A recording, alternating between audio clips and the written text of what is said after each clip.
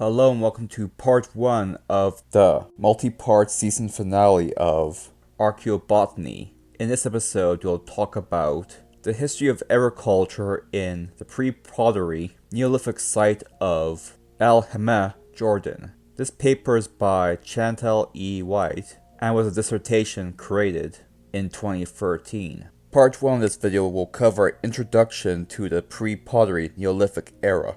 Let's get started. The pre-pottery Neolithic era lasted from approximately 11,700 BP to 8,250 BP.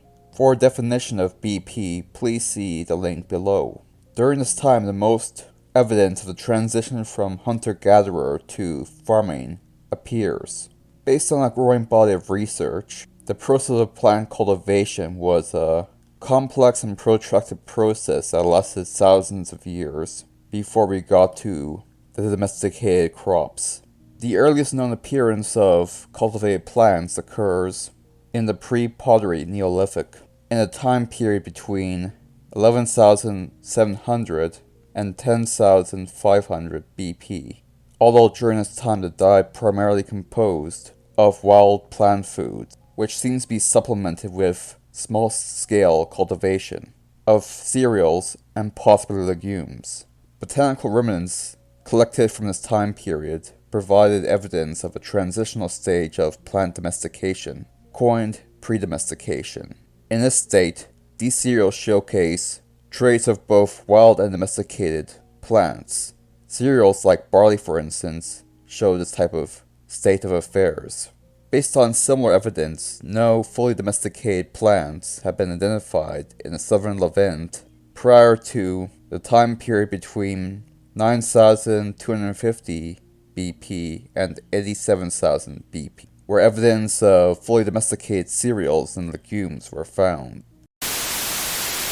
Although the archaeology studies on the botanical remnants have shown the morphological changes that occurred in plant domestication, they have not, however, showed evidence of early cultivation activities, i.e. harvesting, threshing, or processing, or how these activities developed and were refined over the ages.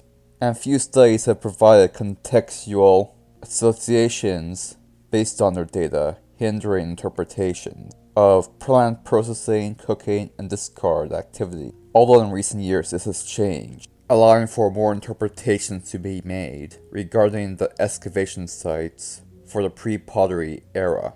The EL-HEMMEH site, located in west central Jordan, has materials from both time frames within the pre-pottery era, with materials that are separated by 1,200 years based on current dating methodology. Excavations of the more ancient deposits have revealed remnants of different features such as hearths, storage bins, and human burials. In the latter part of this era, they have found architecture that consists primarily of rooms featuring plastered floors and small spots that may be interpreted as storage areas. Evidence of use, abandonment, renovation, and reuse are all found in these remnants. To learn more about the domestication process, they sampled various plant materials from different deposits, such as hearths, floor surfaces, and structural fills. The substances gathered were